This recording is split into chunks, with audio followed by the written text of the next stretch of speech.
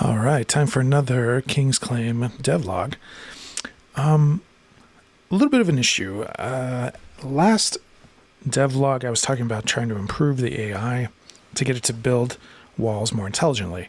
The original logic that I started this devlog with was the default logic I built, I don't know, a long time ago toward the beginning of the project, where the AI would just pick a random spot within a square, and it was placing all of that stuff like in the square I'm outlining here. And it would just literally pick a random place to build a wall and tell its workers to go there. So I said, hey, I was talking with the agent. I said, hey, let's re-examine this. The current logic was fine just to test the full game loop, make sure that the front end and the back end are talking to each other and all that. But now we're getting to the point where the AI actually needs to do something semi-intelligent. So I said, hey, let's talk through possible ways to get the AI to build adjacent walls. And what it came up with was this. And I didn't capture a video here, but basically it would start out at the castle and then it would just build out using like a breadth first search and just build out in every direction like a flood fill. This obviously doesn't actually enclose any land. What it does is just fills it with walls. The funny thing about this is that's actually kind of an interesting strategy. You could just build all the walls. You would never gain more land, and therefore you would never gain more workers. But I suppose you could just fill every single space with a wall, which would make your fortress pretty impenetrable. But that's not really what was intended. So I took this screenshot and fed it back into the AI and said, hey, okay, it's an improvement. We're no longer random, but as you can see, this is just filling in all space. So I said, hey, can we come up with something where the AI actually tries to enclose areas? And so it came up with something I think it called nested squares. And then it started doing this on the next iteration on the code. And this built out from the castle, built a line of walls out to some border, and then it built a square. And when that was done, it built out a line to another one, and then just kept going out. Funny thing happened. You'll notice that the blue and red have a different amount of walls here. Because of the layout of the map and the fact that the blue castle is southeast of this quarry, it just so happened that when it finished these walls, some workers were inside and some were out. And so suddenly the workers outside the castle couldn't get inside to continue the walls, and the workers inside the walls couldn't get out to get more stone from the quarry. So that didn't work. But on the red side, because of the layout of the map, when this inner wall got built, it just so happened that the workers were locked out of the quarry, and the new jobs were also outside that wall. So they kept building a second layer. So, okay, again, better than this, right? This is just filling every available space with a wall. This is clearly better, but had all kinds of problems. So two main problems I highlight for the AI. One is that, hey, you don't need this like connecting wall from starting from the castle to each ring of wall going outward, because you can see it started to build a third ring. But at this point, it couldn't go any further because now the workers were locked inside of this second ring within the quarry, and so that's where the red player stopped. So I said there's two problems. One is you don't need this connecting wall. The second is that I actually want to introduce the concept of a gate so that the CPU player could build a gate into the wall, and that would allow all red workers to go through the red gate. And if the blue player built a blue gate, then blue workers should be able to go in and out through that blue gate, but block red workers. That makes sense. So you can think of the gate as the gates don't need to be opened and closed. A gate is just a wall that workers can walk through, basically, if that gate is owned by their castle.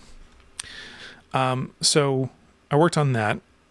Again, just really vibe coding it, talking to the AI, and it eventually got to this, which was definitely better. So it removed the connecting walls, but there's no gates here. There's no different sprite for that. And I think where I ended up is here, which is really pretty close. These two are pretty similar. So anyway, this is where I'm at.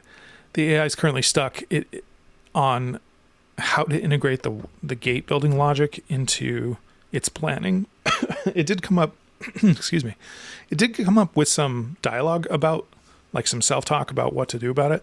I did see that it said that it should prioritize building gates when it can, and that it should place them at like the midpoint of walls. So you would expect a gate either here or here or here or here, maybe in all four places, but at least one, so that the workers can get through the walls to continue building outward.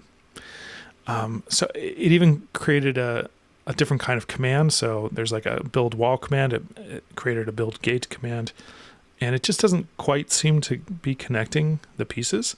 And we've been through a few iterations of this, and the AI just kind of went off the rails, started rambling to itself, and totally got lost. So I committed the code as is. I will show you. I guess I'll show you what it looks like in real time. So here's the current state of the game. Start a new game. Hopefully this will work. Nope. Hold on. I think now we're in that weird state again where it's like it doesn't know what to build, and like the hold on a second. I need to open a different program. Let's see if I can do this off screen. Anyway, it's in that weird startup state where it can't start a new game server because there's some kind of stateful error thing. I don't know. I'm probably not explaining that very well, but I just cleared it out. I'm going to reset the backend server. We're going to go here. And okay, that looks good. I started a game and we're in a connected mode, which means this should also work. All right, cool. So game's running. I'm going to turn off the debug display here. And you can see it's building, a wall, like a perimeter around the home castle. This is good. And something else I noticed, I don't know why it does this. Maybe it doesn't matter, but each player has 4 workers, but you can see these yellow X's represent jobs that need to be done. And there's always 5 jobs per player. So it's almost like the AI will enqueue, 1 job per worker plus 1 more, and then stop there for some reason. Not sure why. But see here, that red worker just got locked in. We have 1 worker that's can still get to his job site. And okay. And now he's going to go over here, I guess. Oh, no, he's doing this one. Okay, fine. Cool. But we really just have 1 worker that's able to get things done. I don't know why this other worker at the quarry can't get to this outer job. Maybe it's assigned to the inner worker, and this worker can't get anywhere because there's no path from where they are to the quarry. Who knows? Similar situation on the blue team. We've got an inner wall finished, and 1 worker still working, but everybody else is sort of frozen. So anyway, that's pretty much it for this devlog. I just wanted to show you the progress being made on the wall building AI, and I'm still trying to get it to work through the gate problem.